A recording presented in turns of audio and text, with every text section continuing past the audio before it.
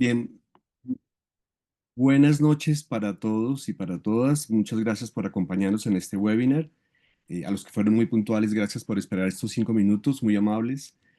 Básicamente, lo que quisiera compartir con ustedes el día de hoy son estos puntos. Vamos a hablar un poco de un contexto relacionado con la evolución del pensamiento y de la racionalidad médica, que lo tomé de una publicación de una médica argentina que utiliza dentro de su libro una parte inicial de su libro precisamente hablando de eso, de cómo evolucionó el pensamiento médico y me llamó poderosamente la atención y por eso lo quise incluir.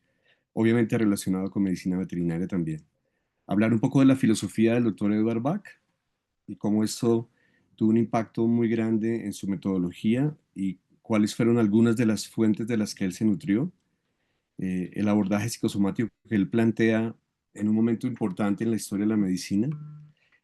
Hablar un poco de la terapia floral de veterinaria, de la integración y de los horizontes que este abordaje nos ofrece. Entonces vamos a arrancar tocando algunos conceptos que me parecen relevantes para pensar en esta idea de la evolución del pensamiento en medicina y en medicina veterinaria, que implica conceptos como los paradigmas y algo que cada vez por fortuna toma mayor fuerza, que es el concepto de las racionalidades médicas, eh, mm, que está relacionado, por supuesto, con el razonamiento médico y el razonamiento clínico, pero es relevante por varias razones. Uno, porque a lo largo del tiempo hemos ido teniendo formas de entender la salud y la enfermedad, hemos ido permeando esos criterios y conceptos de salud y enfermedad por diferentes variables. Entonces aquí simplemente coloco algunos de los múltiples paradigmas que se han desarrollado en medicina, en donde quise tomar estos cuatro particulares que me parece que son muy relevantes y ya vamos a ver por qué y cómo eso tiene implicaciones en la medicina veterinaria, la medicina social, la medicina comunitaria, la atención primaria en salud y los campos de la salud. ¿Qué tienen, desde mi comprensión, de particular estos cuatro paradigmas que están vigentes? Es que empiezan a plantear que la enfermedad no solo tendría un origen microbiológico, infecto contagioso, que es un elemento muy relevante en la práctica médica contemporánea, en donde hay otra serie de variables de carácter social, eh, en el ámbito comunitario, eh, en donde no solamente los profesionales de la salud pueden ser agentes primarios de salud, comienzan a haber toda una serie de elementos, como el concepto de los campos de la salud, que introducen un aspecto importantísimo son los estilos de vida saludable, por ejemplo, la importancia de ser conscientes de esos hábitos y la toma de conciencia de las personas enfermas. Es decir, a lo largo de la evolución del pensamiento médico, ha habido coincidencias con planteamientos filosóficos y conceptuales de otros modelos médicos diferentes al convencional. Entonces, un primer elemento que quise resaltar fue ese.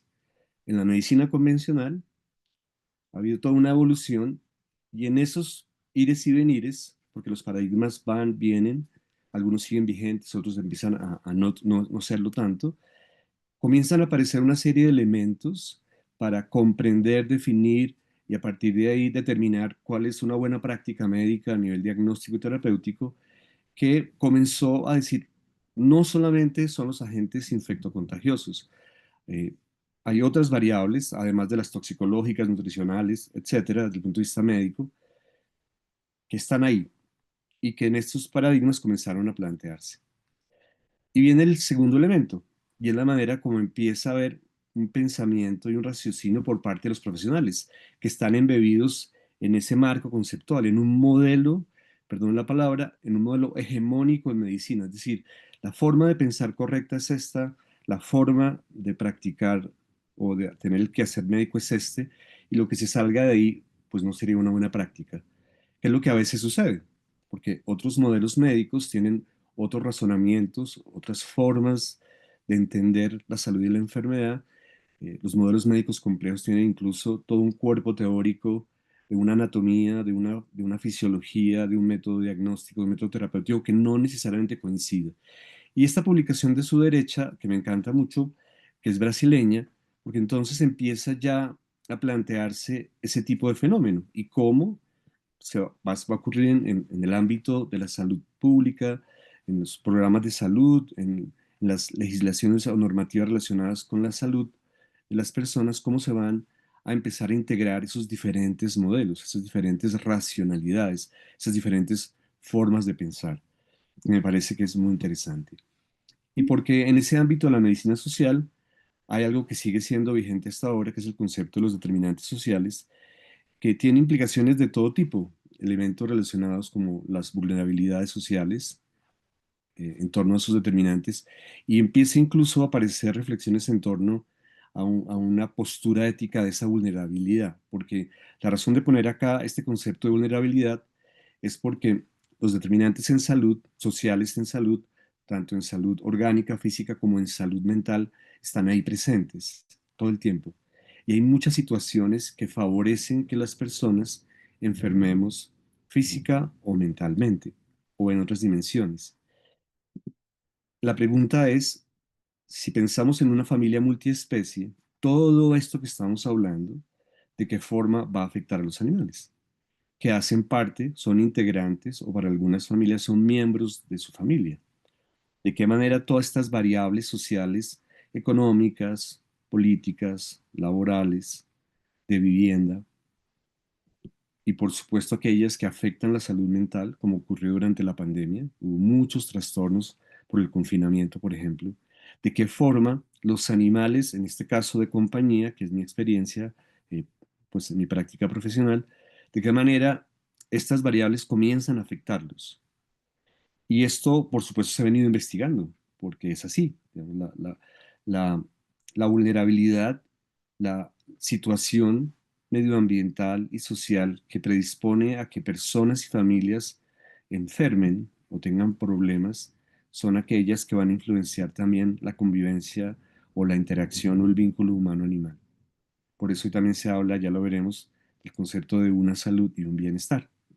Entonces, un trabajo propuesto por una colega colombiana que hizo su maestría en Brasil comienza a mostrar un poco eso ya de forma más específica y concreta. Entonces, hay situaciones donde hay ausencias completas de vínculos familiares y los animales están, entre comillas, abandonados o negligenciados.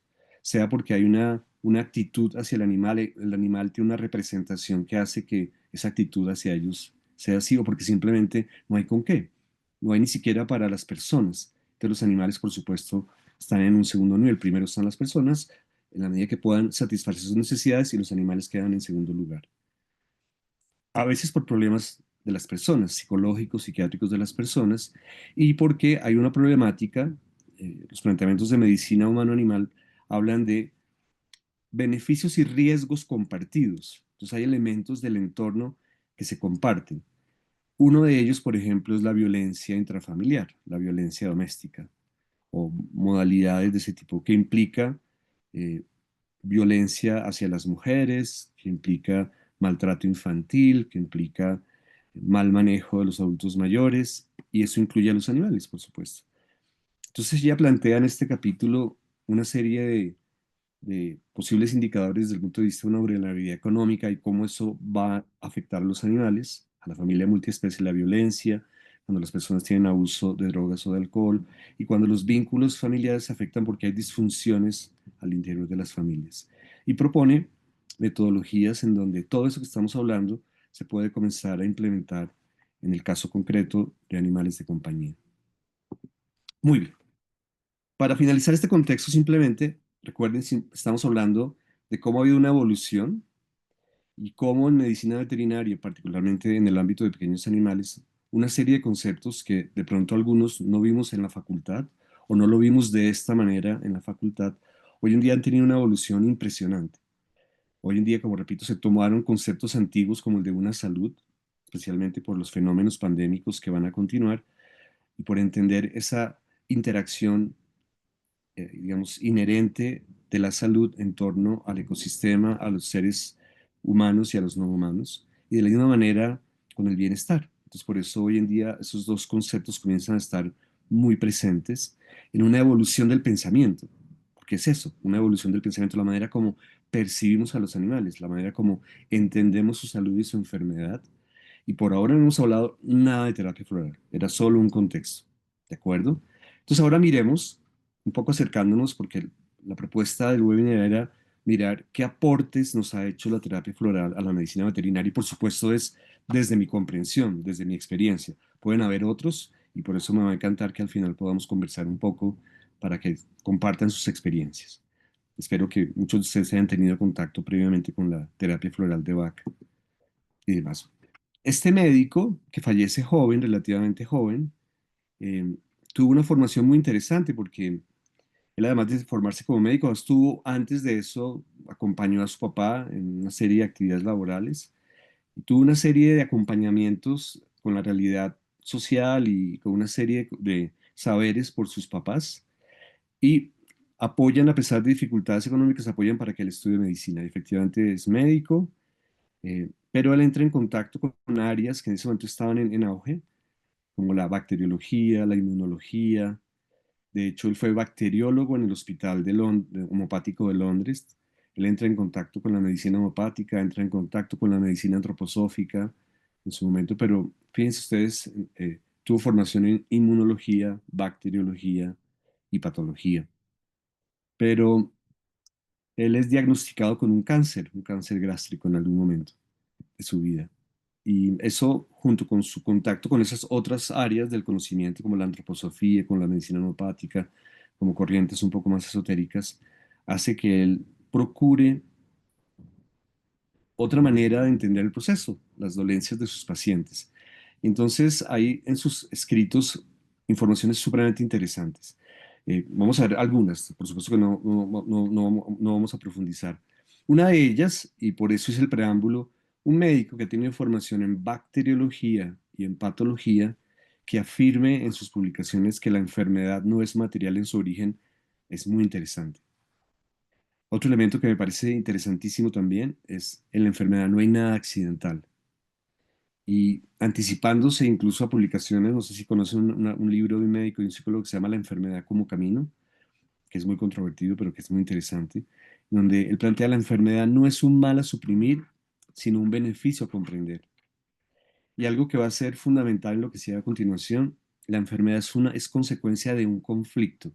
Entonces uno podría preguntarse, ¿se refiere a un conflicto entre quién o entre quiénes? Y él va a plantear entre el alma y la personalidad. Entonces cuando uno percibe ese concepto, uno podría preguntarse, ya lo veremos, eso que tiene que ver con los animales o con la medicina veterinaria, que es lo que vamos a comentar ahora. Y la enfermedad sería producto de la acción de factores personales y transpersonales. A lo largo de las lecturas que uno puede encontrar del Dr. Bach, sus cartas, porque él al final de su vida quema mucho del material que él había escrito, lo quema. Entonces quedan algunas publicaciones concretas y quien ayuda después Nora Wicks y otras personas que hacen parte en esos momentos del Centro Bach de Inglaterra tratan de mantener como toda la tradición y son los que se encargan de mantener el legado en ese momento. Entonces, no perder de vista, en un momento importante de su vida, cuando él entra al Hospital Homeopático de Londres, siendo bacteriólogo, él, de él tenemos 7 nosodes homeopáticos, los nosodes intestinales de Bach. O sea, es decir, él creó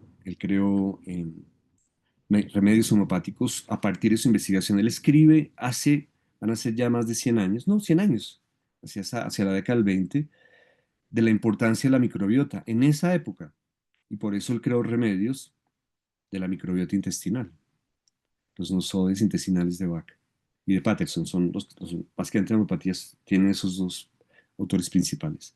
Y de hecho, cuando él comienza a preparar las esencias florales, él primero hace remedios homeopáticos. De hecho, en las materias médicas está el medicamento homeopático de esas flores. Pero él es influenciado también, repetimos, por Rudolf Steiner, el creador de la antroposofía, y entonces es donde aparece en la preparación del remedio y en el contacto eh, más esotérico en la preparación del remedio con las devas de las plantas. Entonces habla de esa mirada más vibracional, ya no el procedimiento farmacéutico de la homeopatía, ni de la fitoterapia, sino una propuesta farmacéutica en la elaboración, que ya lo veremos, de los preparados, que sin duda ahí mucho tuvo que ver, porque entonces se empieza a ver esa otra dimensión, esa otra dimensión que no es solo, que ya lo planteaba, una dimensión espiritual, una dimensión energética que él plantea para las personas, pero que nos invita a preguntarnos exactamente eso en el mundo animal. ¿De qué forma uno entendería que al trabajar con terapia floral, que son medicamentos vibracionales, que son medicamentos no farmacológicos, por la forma de preparación, aunque también hoy en día ya hay medicamentos florales, entre comillas, porque están homeopatizados, la preparación es bajo la farmacéutica o la farmacopea homeopática. Entonces, una primera idea, recuerden, es qué aporte nos ha ofrecido. Uno, preguntarnos de esa manera y pensar cómo a través de un medicamento sutil yo puedo influenciar a un organismo vivo, un animal doméstico, un animal silvestre, cómo a través de una información vibracional, de un remedio no farmacológico, yo impactaría ese sistema. Y cuando nos plantea que la enfermedad es un conflicto entre el alma y la personalidad, aparece una pregunta inevitable. Los animales tienen alma, ¿cómo lo podría definir? Ellos tienen una dimensión espiritual. En su mano derecha tienen una parte de una carátula de un libro y a su mano derecha una colega brasileña, la doctora Ivenia Prada, que ha publicado ya 2 ediciones de su libro sobre la cuestión espiritual de los animales, bajo el criterio o la mirada de la doctrina espírita. Pero lo importante es esa pregunta. Es una pregunta que Bach en su escrito, aunque lo plantea para las personas, si yo quiero utilizar la terapia floral de Bach, por supuesto que yo me lo tengo que preguntar como médico veterinario. ¿Y de qué forma estos preparados actuarían en esa dimensión? Y menciona, es un conflicto entre el arma y la personalidad. La pregunta sería, entonces, ¿yo puedo hablar de personalidad de los animales? La respuesta es sí. Hay alguna controversia, algunos plantean que es mejor hablar de temperamento. Recuerden ustedes que hay 3 elementos relacionados, la personalidad, el temperamento y el carácter. El temperamento es aquello que heredamos de nuestros padres, el carácter es aquello que se modula a lo largo del proceso de crianza, de socialización, las experiencias de vida. Y para algunos esos 2 elementos darían el cuerpo a la personalidad. Lo claro es que este concepto no es nuevo. Ya desde la década del 40 hay trabajos científicos en torno a la personalidad de los animales, es correcto. Pero vuelvo, insisto, no hay ningún problema en que se utilice la expresión temperamento. De hecho, eh, va a ser muy importante porque entonces esto que para mí fueron aportes muy importantes al aproximarme, a formarme como terapeuta floral, en su momento tuve la oportunidad de tomar diferentes cursos, hacer el curso BIEP, que es el, el Back International Educational Program, que es un programa educativo internacional del Centro Back de Inglaterra. Em, y por supuesto, hay en este tipo de procesos hay módulos o niveles en los que uno aprende relacionado con personas y si uno quiere también hay módulos desde el Centro Bach de Inglaterra para animales. Pero entonces lo importante sigue siendo para mí, o fue para mí, esas preguntas que aparecían cuando uno hacía esas lecturas, era inevitable preguntarse sobre eso que estamos hablando hasta ahora. Y por supuesto, lo más interesante es que el doctor Bach comienza a plantear, sobre todo porque él tuvo formación en homeopatía, en donde el síntoma mental y las características psicológicas y emocionales de los pacientes son muy importantes en la homeopatía clásica. Entonces él precisamente pensaba en eso, porque creía que el estado mental podía tener un efecto directo sobre la salud física. Insisto, probablemente él ya lo tenía, pero al estudiar homeopatía muy seguramente tuvo una influencia muy fuerte en ese sentido. Se dio cuenta que al tratar las personalidades y sentimientos de sus pacientes, sus desdichas y sufrimientos, las afecciones físicas se aliviaban de manera natural. Entonces, en esa época más o menos, también surge en la medicina convencional hacia la década del 20, luego se consolida hacia el 50 el concepto de medicina psicosomática, que tiene que ver precisamente con eso. Él ya lo planteaba. Si ustedes recuerden, en una de las afirmaciones de Bach hablaba de cómo la enfermedad tenía que ver con factores personales y transpersonales, que es un concepto que después se va a tomar en el ámbito de la psiquiatría o de la psicología. Y lo más interesante, fíjense ustedes, uno de los primeros artículos en veterinaria que abordaba este concepto, que recuerden, en los inicios de la década de los 20 empiezan a ver como este tipo de aproximaciones en medicina convencional y en los 50 ya empieza a formalizarse el concepto. Hoy en día incluso la analogía con el concepto de medicina mente-cuerpo sigue estando presente, o como veíamos hace un ratico, el concepto de psiquiatría de enlace. Em, entonces, en la década del 60 aparece este artículo en donde en ese momento comienzan a plantear, imagínense, hace 80 años, no, hace 60 años, perdón, en la década del 60, hace 60 años. Entonces, la importancia de los factores mentales en el mundo animal, como aspectos relacionados con estados mentales o emocionales como la frustración, el estrés institucional, podría derivar afecciones orgánicas relacionadas con factores emocionales. Uno de ellos muy importante, el miedo, que luego retomaría la doctora Temple Grandin también a un nivel académico, hablando de la importancia del miedo en los sistemas productivos, por ejemplo.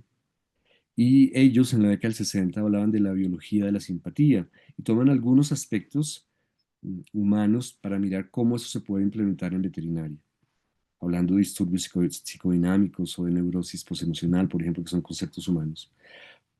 Y esto sigue evolucionando. De hecho, es una publicación de un colega belga en donde él plantearía algunos ejemplos de afecciones psicosomáticas, según él, en felinos, como el asma, la colitis, la cistitis, algunas dermatitis, la hiperestesia, algunas enfermedades autoinmunes. Entonces es muy interesante porque esta publicación de este artículo que es del 2020 eh, toma criterios también de la psiquiatría, que es un abordaje multiaxial, en donde el planteamiento ya, fíjense ustedes cómo evoluciona el pensamiento. En medicina convencional sería, si uno va a abordar un paciente, debería tener en cuenta los aspectos de su fisiología, de su función, de la alteración de la salud, de la enfermedad, del entorno del animal, de su temperamento o la personalidad y del comportamiento, que era un planteamiento que ya hacía Hahnemann, el padre de la homeopatía, hacía mucho tiempo y que el doctor Bach se había nutrido de esa información, pero que él en su propuesta ya lo planteaba. Al entender la personalidad de su paciente, al entender las dinámicas emocionales o psicoafectivas de su paciente, él planteaba que podría ayudarle de una manera más natural. Y ese planteamiento es para animal, lo que ustedes están viendo es un artículo en veterinario.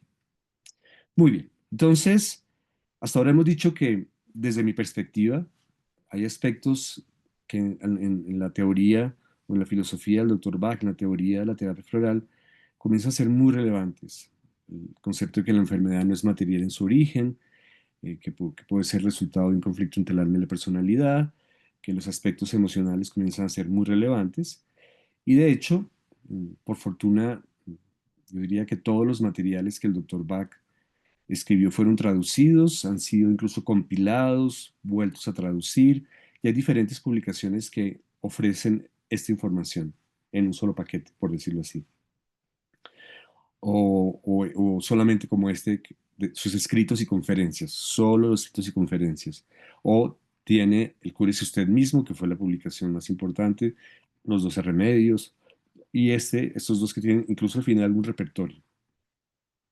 Y este abordaje, que es realmente es una publicación que me encanta, esta en particular, porque hacen una compilación realmente muy orientada. Es muy agradable leer esta publicación en particular, que nos va dando cuenta un poco de eso.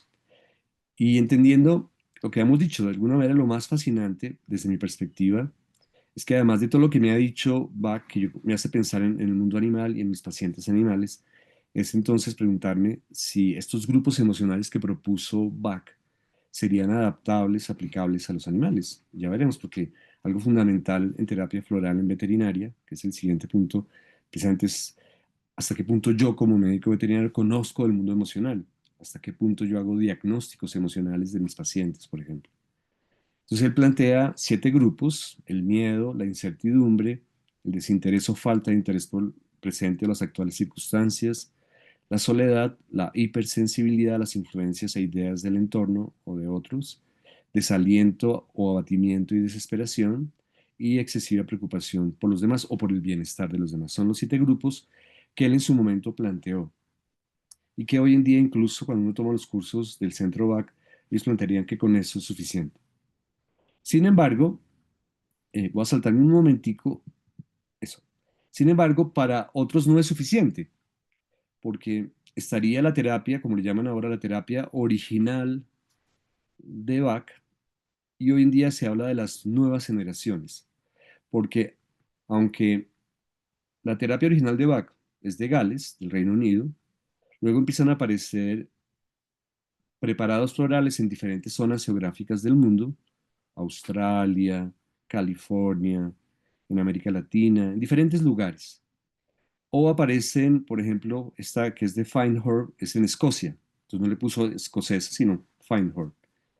¿Sí? Y así aparecen diferentes. Entonces, eh, lo que intento decir es que para algunos, entonces, esta forma de organizar los estados emocionales puede que no sea suficiente. Entonces aparecen a aparecer nuevos sistemas, nuevas generaciones de flores, con argumentaciones, todas ellas centradas en el sistema original de Bach, pero con nuevas esencias, con múltiples esencias, porque el sistema floral de Bach tiene apenas 38 y hay sistemas florales que tienen 150, un número increíble de flores. ¿Y qué fue lo interesante? Porque al inicio las experiencias que tuvo Bach eran con el rocío de las flores. Pero recuerden que él tenía formación en homeopatía y recuerden que ya mencionamos, él preparó medicamentos homeopáticos de esas flores, de esas flores. Yo tengo la materia médica homeopática de esas flores y tengo el remedio floral, el elixir floral, la esencia floral, que tiene una preparación diferente al remedio homeopático. Y ellas son medicamentos vibracionales, es decir, son alcoholaturas porque es agua y brandy, la tintura madre. Hoy en día se hacen con soluciones hidroalcohólicas, con alcohol etílico, con etanol. Eh, para veterinaria se han promovido cada vez las no alcohólicas con glicerina vegetal, con vinagre, también se pueden preparar, que son simplemente vehículos. La alcoholatura es un vehículo que simplemente es un preservante, no tiene ninguna intención terapéutica. Lo que tiene terapéutico es la información que está presente allí, la información que de manera sutil va a influenciar el campo energético. Porque, digamos, yo tendría aquí la flor y lo que se ha demostrado es que efectivamente las flores emiten luz, las flores tienen un campo electromagnético porque las ondas de luz son electromagnéticas y yo cargo con esta información electromagnética el agua a través de los métodos, que hay varios métodos. Está el método solar, está el método del cristal. Hay diversos métodos para la preparación e incluso un método tomado de la fitoterapia, que es la cocción. En ciertos momentos, por ejemplo, en estos países que tienen estaciones que no hay sol o porque el material es muy duro de la flor. Y existen, por supuesto, literatura e investigación relacionada con estas preparaciones, porque hay desde métodos artesanales a métodos que se han venido industrializando. Y dado que no es un medicamento farmacológico, por supuesto, si se manda a un laboratorio químico, le van a decir esto es agua y alcohol etílico, sea del brandy, sea del aguardiente, sea del alcohol etílico como tal, o agua y ácido acético si es en vinagre, o agua y glicerina, dependiendo de la glicerina que se esté utilizando. Por lo tanto, muchos de los mecanismos que se fueron utilizando para entender qué eran estos preparados fueron a través o de registros electrofísicos o de mecanismos visuales, como la fotografía Kirlian, que es lo que ustedes ven a su mano derecha superior de dos esencias florales, y abajo de estas mismas dos esencias, el registro electrofísico, en donde simplemente no solamente da una diferencia de carácter cualitativo, que es la parte superior derecha, sino incluso cual y cuantitativo, que es el registro electrofísico que se logra en estas imágenes. Muy bien. Entonces, la idea es que una cosa es estudiar la terapia floral cuando se estudia para personas, y ya veremos una propuesta concreta sobre esto, y otra es la terapia floral en veterinaria. Y por supuesto, de donde más literatura hay en animales es de terapia floral de Bach. Por supuesto, ustedes van a encontrar literatura para animales de arbustos australianos, de las flores de Bush australianas, van a encontrar de las esencias de Pacífico, de casi la mayoría tendría, por supuesto, alguna, incluso de Saint Germain, que son brasileñas. Van a encontrar de alguna manera ya correlaciones o correlatos en torno al uso de cada uno de estos sistemas en animales. Pero insisto, desde mi conocimiento y lo que tengo, poseo, en el sentido de que me encantan los libros y poder tener acceso a estos materiales, de Bach es donde más hay. e incluso traducidos al español, traducidos al portugués o publicados en español y en portugués. Y aquí vamos a tener de todos, porque, por ejemplo, esta es de un terapeuta floral que tiene cursos virtuales, este es de un adiestrador que utilizó los principios de Ricardo Orozco, los patrones transpersonales, y los aplicó en animales a su manera, este adiestrador. Esta es una médica veterinaria española. Estos son profesores del Centro Bac de Inglaterra. Este es un muy buen libro. Em, y así ustedes van a tener diferentes autores y los que menos hay son veterinarios. Hay de diferentes ocupaciones y tanto para perros, para gatos, o solo para perros, o solo para gatos, por ejemplo, y por supuesto para las demás especies, claro que sí, por supuesto que para las demás especies. Y entonces, de esa perspectiva, cuando uno se acerca, necesariamente uno tendría que preguntarse, bueno, pero ¿cómo es el tema de las emociones? Porque todo el tiempo están hablando de esto. Es una terapia que estaría muy orientada a modular los estados emocionales, los estados psicoafectivos, la forma de entrevistar, la manera como los grupos emocionales, de hecho, en su estructura misma habla de grupos emocionales. Entonces, cuando uno piensa en los animales, sin duda en la tradición en Occidente, sin duda el pionero en el estudio de las emociones fue Charles Darwin.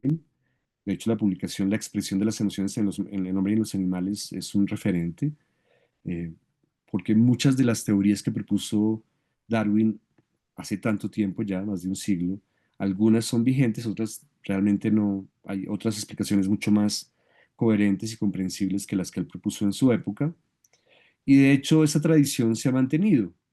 Una línea que se volvió incluso famosa fue la propuesta por este psicólogo Paul Ekman, que se volvió más famoso porque se hizo un programa de televisión en torno a su trabajo, se llamaba Lie to Me, Miénteme, que era un investigador del FBI, porque uno puede entender muchas cosas a través de las microexpresiones. De hecho, es lo que se utiliza hoy para utilizar protocolos de valoración de dolor en gatos, en caballos, en roedores, en conejos, en ovejas. Las microexpresiones permiten utilizarse para evaluar el dolor, en protocolos de dolor como la escala Grimace, diferentes escalas que hay. ¿Y por qué estas microexpresiones están relacionadas directamente con, con las emociones primarias, con esta forma de clasificarlas? Entonces tiene ahí el enojo, el disgusto, el miedo, la felicidad, la tristeza y la sorpresa. Y porque esto comienza a aparecer muy temprano en la vida del ser humano. O sea, dicho de otra manera, no necesariamente está mediada por el aprendizaje.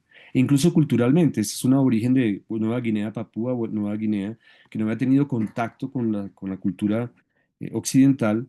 Sin embargo, cuando a través de intérpretes contaban relatos o historias, presentaba expresiones faciales similares a las demás culturas. O sea, es transcultural desde muy temprano en la vida de los individuos. Y estas expresiones faciales se quisieron comparar con algunas especies animales, porque no todas las especies animales utilizan las expresiones faciales como nosotros. Para aquellos que trabajamos con perros y con gatos, por fortuna ellos sí tienen los equipos musculares que permiten de alguna manera expresar facialmente algunas expresiones, porque las expresiones faciales son uno de los recursos, por supuesto, las actitudes posturales, los movimientos, todo eso ayuda a entender el estado emocional, la motivación que un animal pueda tener. Lo claro es que los animales, a su manera, de forma similar que nosotros, así como tienen estructuras neurobiológicas análogas, homólogas a las que nosotros tenemos para el mundo emocional, ellos también muestran todo un mundo afectivo y que es relevante. Y por eso me parece que la terapia floral eh, paralelamente ha ayudado con otras disciplinas, con otros enfoques terapéuticos, a resaltar ese mundo emocional, ese mundo psicoafectivo en los animales como un elemento importante para su salud, para su calidad de vida y para su bienestar. De hecho, uno de los elementos, una de las ciencias que más ha aportado a eso, pues han sido las ciencias del comportamiento animal, entre ellas la etología y las ciencias del bienestar animal, perdón, que son más recientes. Entonces, lo que he venido queriendo compartir con ustedes es toda una serie de elementos que posibilitan ver cómo las propuestas que hizo el doctor Edward Bach desde la década del 20, antes de su fallecimiento, pues a mí me parece que tienen mucho de aplicabilidad y que se ha que uno se aproxime a ellas por la terapia floral de Bach o por otras vías, me parece que ha sido una cosa interesantísima. Pero además, hay muchos abordajes, recordemos, ya desde el propio Bach, por haber estudiado homeopatía, ya había una aproximación de algunos de los conceptos de la homeopatía, pero hay toda una serie de trabajos, hay varias publicaciones y, de hecho, insisto, ya hay algunas farmacias profesionales que han elaborado las mismas o han homeopatizado, por decir así, han homeopatizado las tinturas madres de las esencias florales. Y de la misma manera hay una serie de abordajes que intentan hacer esas correlaciones no solamente en los grandes modelos médicos complejos como la naturopatía, como la medicina homeopática, como la medicina tradicional china, sino con otros abordajes para hacer esa integración entre un modelo médico y el otro. Mm, Flores de Bach y homeopatía, flores de Bach y medicina tradicional china, por ejemplo. Y por supuesto, en esta evolución del pensamiento, recuerden, inicialmente se hablaba de terapias alternativas, luego comenzó a hablarse de los métodos o terapias complementarias, y afortunadamente hoy en día el concepto que se intenta promover cada vez más es el de la medicina integrativa, que en últimas, como a mano izquierda ustedes ven, es como buscar lo mejor de ambos mundos, de aquello que es la medicina convencional en la que fuimos formados los médicos veterinarios o los médicos en general, y estos otros modelos médicos no convencionales que pueden ser vistos como complemento y que se pueden integrar a la práctica porque pueden aportar mucho. Y eso ha ido evolucionando, cada vez hay más literatura, más publicación, más investigación. Aquí estas dos publicaciones recientes. De hecho, en publicaciones formales, nada que ver con lo alternativo, lo complementario integrativo, ya empiezan a aparecer capítulos y dentro de esos capítulos, especialmente para tratar problemas de comportamiento, aparecen los remedios florales de Bach. Este es un autor canadiense y con coautores norteamericanos. Este es un conglomerado de la Sociedad Británica de Pequeños Animales, de veterinarios de pequeños animales, donde también flores de Bach, allá es su origen además. Y un poco la idea del horizonte es porque consideramos que aunque actualmente hay una diversidad de ofertas en torno al tema de las terapias florales, particularmente la terapia floral de Bach, es donde mayor información hay a disposición, hay cursos gratuitos, hay cursos de diferentes profesionales, pero quisimos ofrecer un curso intensivo, primero para aquellos que ya tenían formación, para profundizar en conceptos, y para aquellos profesionales de la medicina veterinaria que quieran aproximarse a este abordaje, porque me parece que es una herramienta de apoyo complementaria muy útil, muy oportuna. Y entonces, de hecho, el último módulo del curso que les quiero presentar ahora, ya para finalizar, se llama así, Horizontes e Integración, porque hoy en día hay bastante investigación sobre los mecanismos de acción, hay mucha investigación clínica que vale la pena tanto en humanos como en animales, conocer un poco estas nuevas generaciones y abordajes en terapia floral que enriquecen, para quienes hemos tomado la formación clásica de terapia floral de Bach, enriquecen mucho la mirada, su relación con otros sistemas médicos, vimos el ejemplo hace un momentico, y algo que me parece así muy bonito, hay grupos, de hecho yo hago parte de un grupo de sanación espiritual multiespecie, en donde las esencias florales actúan como un recurso que es muy favorable y uno puede trabajar con toda la familia multiespecie. Pero quiero mostrarles el programa completo para invitarlos a que nos acompañen en... Dame un segundito que nos está pasando. ¿Qué es este? Inicia la próxima semana, el 24 es apenas un encuentro de inducción para presentarles la plataforma, que conozcan a la doctora que nos está colaborando eh, permanentemente y va a estar ahí presente. Hoy nos pudo acompañar la doctora Carolina Quintero, que es la coordinadora del programa de extensión de la universidad. Y esta es la propuesta. Vamos a tener un módulo en donde se va a profundizar mucho más sobre lo que hoy les comenté de manera muy general, de la evolución del pensamiento. Se va a profundizar mucho más sobre la medicina psicosomática y sobre la psiconeuroinmunoendocrinología y medicina de espiritualidad. No se pueden, desde mi comprensión, no se puede entrar a hablar de terapia floral en animales si uno no ha explorado lo que hay en humanos, en el concepto de medicina de espiritualidad y lo que hay en medicina veterinaria. Y por eso el módulo que sigue es entender al animal como un ser multidimensional. Porque si yo quiero hacer un diagnóstico, la idea es conocer que tiene múltiples dimensiones y cómo yo puedo hacer un diagnóstico de todas esas dimensiones. Pero además, como médico veterinario, me parece a mí yo debo tener claro cuál es mi construcción sociocultural, cuál es mi representación, cuáles son mis imaginarios respecto al animal. ¿Qué es el animal? ¿Qué es el animal en la cultura colombiana, latinoamericana? Y para mí como médico veterinario. Por eso hablaríamos de filosofía y ética animal. Todo esto de manera que esté orientado a la terapia floral, por supuesto, pero que sean argumentos que les sirvan al profesional para que sus argumentaciones y su construcción teórica y práctica tenga, tenga un enriquecimiento o sea enriquecida por estos elementos. Entraríamos, de hecho, directo a la terapia floral de Bach, que tiene más módulos, más fechas. Sería todo el mes de octubre, desde el 1 de octubre hasta el 31 de octubre serían los miércoles y los viernes de 7 a 10. Ahí veríamos entonces la historia de Edward Bach y su pensamiento, la elaboración de los elixires florales, los grupos emocionales, el diagnóstico de la terapeuta floral. En estos tres encuentros, la idea es aprender sobre esta información aplicándolo a mí para este autoanálisis personal, de mí como profesional, de qué forma estos recursos terapéuticos me pueden ayudar a mí y para aprender a caracterizar el tutor y su ecosistema para poder ayudar. Eh, ya lo he hecho muchas veces, la gente es muy receptiva, uno pregunta si uno puede participar. La primera forma de participar es que si yo eh, aplico la combinación floral en spray, además de la vía directa para el animal, al aplicarlo en spray estoy influyendo a todos los seres vivos que están en el ecosistema. Pero muchas veces es importante que al hacer la fórmula yo tenga en cuenta a las personas y al animal o a los animales que hay en el ecosistema. Entonces, es muy interesante que uno aprenda las 38 esencias, los 7 grupos, pensando en uno, cuáles de esas me sirven a mí, el autodiagnóstico, pero además, cómo yo puedo aprender a reconocer eso caracterizando a mis clientes. Hay metodologías que ya se han venido desarrollando porque hay, por decir así, biotipologías de clientes. Entonces, la idea es que yo sé que quien me está hablando de pronto, hace poquito tuve una cliente muy querida, una impatience o una impaciencia. Ella me dijo, ella lo dijo con sus propias palabras.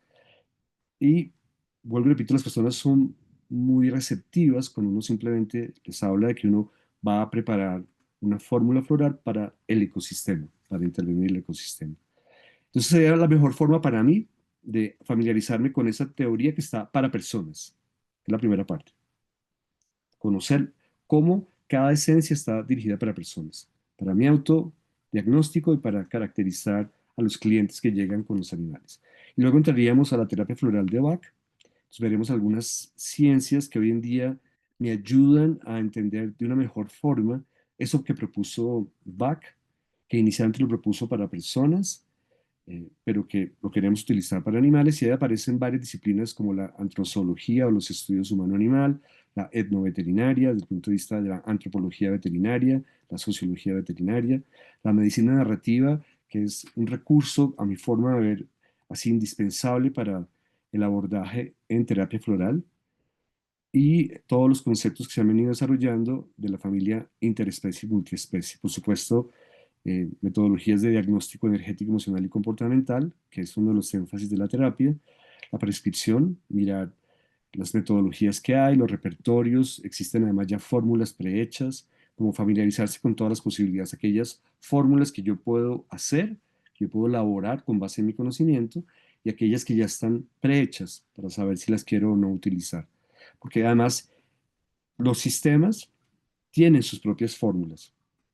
Desde el propio Bach, cuando hizo Rescate, o en secuencia sus discípulos más cercanos conocieron fórmula de examen, por ejemplo, o algunas fórmulas para plantas incluso, que fueron sus discípulos directos.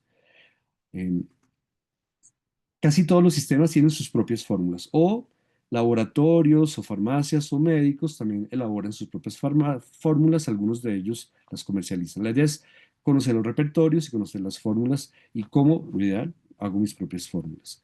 Y la manera de aprender o de revisar de nuevo esas 38 esencias es con relatos, historias, estudios de caso, que es como mirar lo que ya aprendimos en humanos, pero cómo se aplicaría a animales.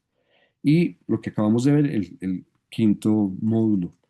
Y con esto terminaríamos. Me encantaría que pudiéramos conversar un poco, que ojalá nos quisieran acompañar en el curso que empieza, como les digo, la semana entrante, es una charla introductoria el 24 y directamente o formalmente empezaría el 1 de octubre. Si quieren prender sus cámaras, estaría feliz de ver sus caras, de conocerlos, o simplemente, si es posible, que activen sus micrófonos, si tienen comentarios, preguntas, inquietudes, nos encantaría.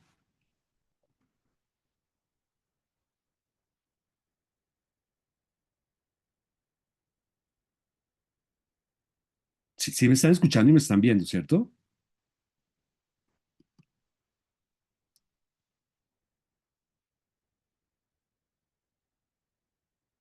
Voy a activar el chat que no le estaba mirando. Hola Marcela, muy buenas noches. Me corchaste, creo que sí, tendrías que entrar en contacto directamente con la universidad. Yo no manejo esa parte, pero yo creo que sí, no sabría responderte. Me corchas, Marcela, perdóname, perdóname, perdóname. Ojalá que sí, me parece que es una buena pregunta para hacer. Entonces te rogaría que tú puedes entrar a la página web de la universidad y, y, y indagas para que, para que ojalá haya un precio diferencial o unas facilidades para los estudiantes, ojalá. Oscar, gracias por tu comentario, sin duda, me parece que por lo menos para mí así ha sido, porque digamos, yo tengo muchos recursos farmacéuticos, pero pocos de ellos van a actuar sobre estados emocionales, exceptuando los psicofármacos. Entonces yo puedo tener que la ventaja, yo puedo tener un abordaje médico convencional, pero para ayudar a mi paciente desde el punto de vista emocional, tendría una fórmula que yo puedo elaborar o una fórmula que yo puedo comprar que ya está hecha. Pero entendería por qué la uso y para qué la uso. Por lo tanto, estaría muy de acuerdo contigo. Para mí ha sido siempre una oportunidad de enriquecer mi ejercicio. Vuelve a escribirnos Marcela, alguna otra fecha tentativa, porque es un diplomado LH y se me cruzan los horarios. Es verdad, Marcela. Por ahora, lo que yo tengo entendido de la universidad es eso. em, Sería que tú entraras en contacto para mirar si ellos te ofrecen ese tipo de posibilidad, em, que sería, pues yo estaría, por supuesto, a disposición para que lo pudiéramos hacer. Muchas gracias por tu interés, Marcela. Muchas, muchas gracias. Em, Sé que lo están grabando, pero ya tendrías que entrar directamente con... Ay, gracias. Aquí está el WhatsApp para que por favor entren en contacto directamente para resolver esas inquietudes. Las dos que han formulado, una relacionada con si hay algún descuento para estudiantes, si habría otras fechas y si hay disponibilidad a la grabación. Eh, Gracias. Gracias. Ahí está en el chat para por favor lo puedan revisar los que tienen acceso al chat. Les invito a que abran el chat. Ahí está apareciendo y puedan copiar la dirección que nos están compartiendo aquí en este momento.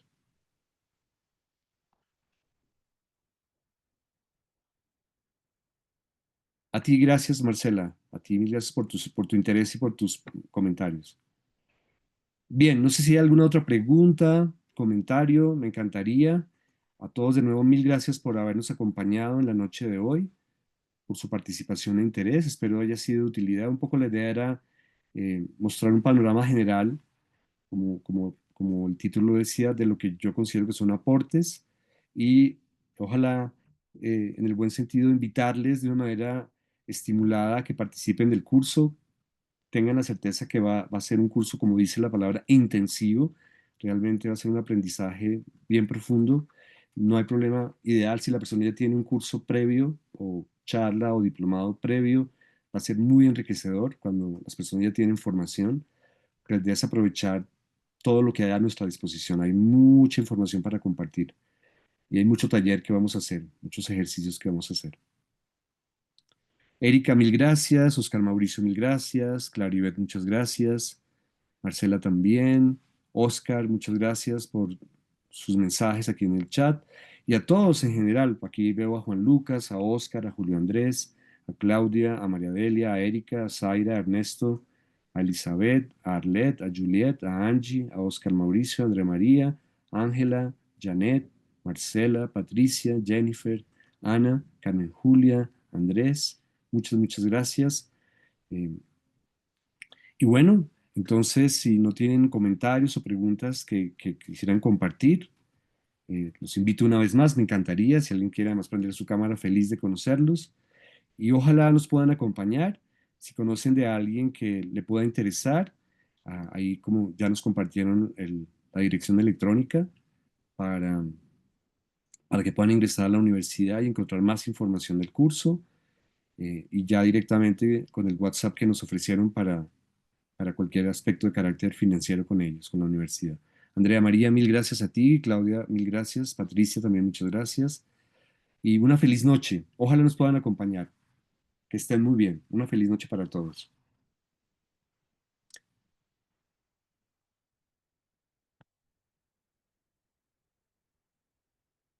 Elbert, Gracias, muchas gracias. buenas Gracias. noches. Gracias, Ángela. Abres muchas mentes, muchos Ah, qué caminos bueno, me alegra que así sea. Ese es a un otras bonito comentario. Te lo dimensiones agradezco de de la corazón. mente. Ah, tan bonita tú. Muchas gracias, Ángela. Una feliz noche para todos. Elbert, mil gracias. Un gusto, doctor, igualmente. Feliz noche para todos.